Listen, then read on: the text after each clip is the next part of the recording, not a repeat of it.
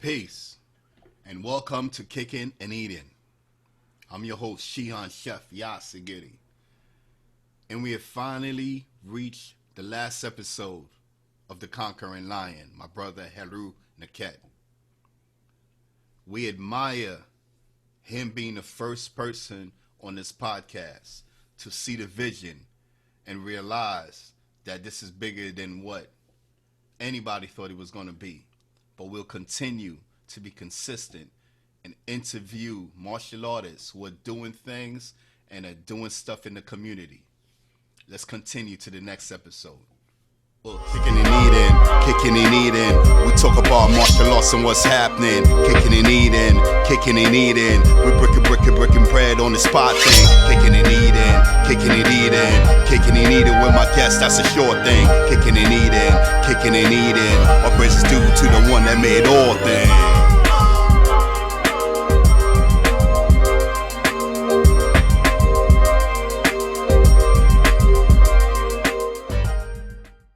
Worry about being judged, so we strip down all the crap. Okay.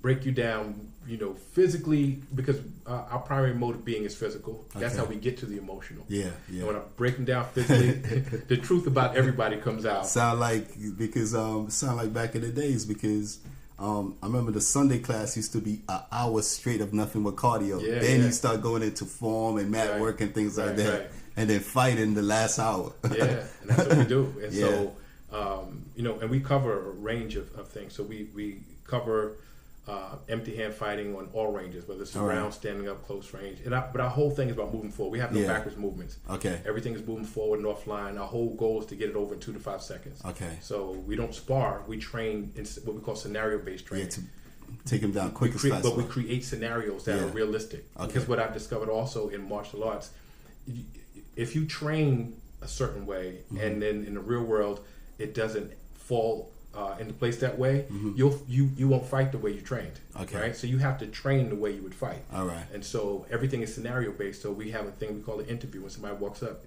and might be, yo, what you looking at? Right? It starts that way, because that's where our real fight can start. Yeah. Right? We have different types of what we call interviews, where how fights start. Yeah. But our whole thing is to be able to try to de-escalate. Okay. Right. So you learn how to use posture and language and energy to try to de-escalate. But when that doesn't work, we also similar know, to like the nation. Nation has something like that. But we know when that we know. But our whole thing is, people say self-defense. No, we're going to initiate that contact if it has to happen. Yeah. Because you know when somebody's emotional intent is to hurt you. You know when that, right? And so they learn to detect that. Right. So our whole thing again, detect, deter. But if we have to, we're going to defeat you. All right. So again, empty hands, ground, guns, knives, sticks, improvised weapons, multiple opponents. We do it all. So is that which one is part of the autokinetic attack? So autokinetic. So the major part of the system is what makes it unbeatable. All right. Is that your body has an autokinetic response, meaning if I touch you in one place, your autonomic nervous system will make you respond a certain way that's uncontrollable to you. You don't think that's like jujitsu. Right. Yeah. Right. So if Moses Power type thing. Right. So if I touch you in your solar plexus, you're going to bend forward. You have no choice. Yeah. So our whole thing is, because we study that and understand the autokinetic response. If I initiate the contact, your body's going to get sent into a loop of action that you can't control, and I'm ahead of it all the time. That's what allows us to get it over in 2 to 5 seconds. All right. That's dope. What is the difference between TUF and the NCSC? Okay, so NCSC is the name of my school, Nekhet Combat Science Center. All right. So TUF is under that. Kupagana and Gumi is under that. My Street Smart Self Defense class is under that. All right. Yeah. All right. That's dope.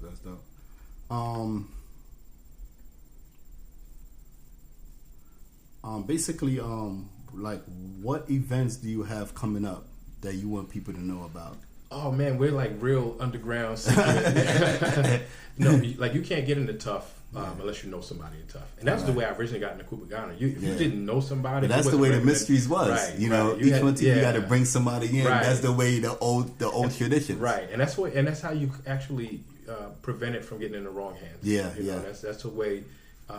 You have people of good character. People of good character know people of good character. Yeah. And so, we kind of keep it that way. Like energies attract. Right. Yeah. Right. So, I do have a retreat coming up in August where we actually go to Taconic State Park and we train up there, and that's open. People who are not in TUF can participate. So we train for the weekend. Sleep in tents. We rough it.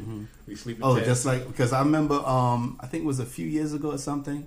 I see you met people outside. We do that every August. Yeah, so every August. This year is, I think it's the 24th, that weekend. And we go up to Taconic State Park. We train for the weekend, and we climb Mount Washington. Oh, wow. Yeah. That must be. Yeah. It's a great, that must be crazy right there. Yeah. Do you have a website? Do you have Facebook? YouTube? Facebook, Instagram, YouTube. So if you look at Tough System, TUF System. People always want to put an extra F on there for some reason, but TUF System. We're on Instagram. We have a closed group on Facebook, but you can request to join. And we have some videos on YouTube as well. All right, let's go. You had something else on there that I noticed you were talking about. It's not dealing with martial arts. It's dealing as far as wealth and money and things like that. So you're a jack of all. You have many. I wouldn't say a jack of all trades. I wouldn't say, because they say master of none. Right, you know what I mean? Yeah, but one of the things that's important to me is about empowerment. Yeah, right? And so to be physically empowered and not economically empowered, I think is a problem. And I think as a community, we're heavy on spirituality. We're heavy on even the martial arts aspect. We're heavy on some of the cultural things, but we fall very short on the economic aspect of things. For me, it was important to be able to give back. So one of the things we didn't really talk about, I haven't had a job since 2004. I was an educator. I was a teacher for 15 years. Wow. In the Department of Education. And I walked away from that. And I walked away from that because I wanted financial freedom, because financial freedom to me is the foundation for all other freedoms. Yeah. Right? It gives you the ability to move about freely, to speak freely, to do all these things. And so I was able to connect with the right people to teach me. And so I own multiple properties. I have a consulting business where I teach people how to make wealth. I have a nice portfolio. So I do well. Yeah. And I will never get a job again. Yeah. And it allows me to teach the martial arts the way I want to. Yeah. Yeah. Right? Because if you depend on it to live. Yeah.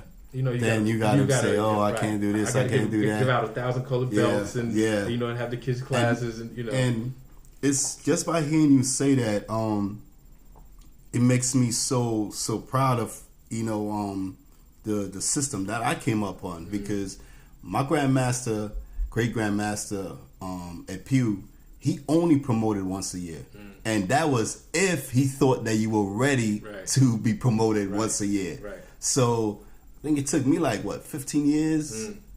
After my sister gave me black belt. Yeah. Some and then it's not something you ask for. Right. It's something when it was time, like in the mysteries, it would reveal itself. It would be given to you.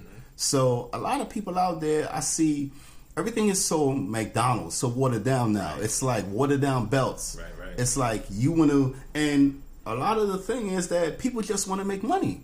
It seems like these systems just want to make money, so they promote the kids 3-4 times a year. Right. You get you pay $100 and some dollars, right. just for something, and then you see the kids, and you see these black belts or brown belts, and you how you do this, how you do that, they don't even know it. Right. And then you have a kid who's a yellow belt or green belt. They go, so it's I think it's just I think the way society is, the way of the media and everything today. It seems like everything is just so quick. They want instant everything. Yeah. But definitely it was definitely good you coming here and being here. I mean, like I said, I see the brother all the time, and once I Sekou and them had told me, I was like, wow, that is deep. I can't believe the brother live right next to me. We see each other all the time, and I'm like, wow, he has a martial arts, because I think Brian was the one that told me. Brian was like, yeah, you teach martial arts, right? I was like, what? That's crazy. But a lot of times you wouldn't figure, certain people, because martial artists are very humble. So a lot of times you may pass by somebody, and it also shows you have to be very careful of who you try to approach, because that person may look very humble, but at the same time they may have that line of a part in them that may just tear you apart. But definitely, thank you for coming through. We definitely appreciate it. You know, and you know, anytime, you know, if there's any other thing, you know, I may want to in the future to interview you about, I definitely want to do that. Oh, great! All right, come back. Yeah. Thanks, my brother. It was fun. All right. Us. Made all things jumbo. Big up the ranks that's hitting like gumbo. Podcast lit like power with a jitsu. EP down from bouncy to bolo. Fire with the topics when I interview. It's to gritty like sharp as Ginsu. Each one teach one, then we continue. Build and destroy all negative around you. Spilling all the beans so we could grow and feed you. Like and subscribe so we could later hit you.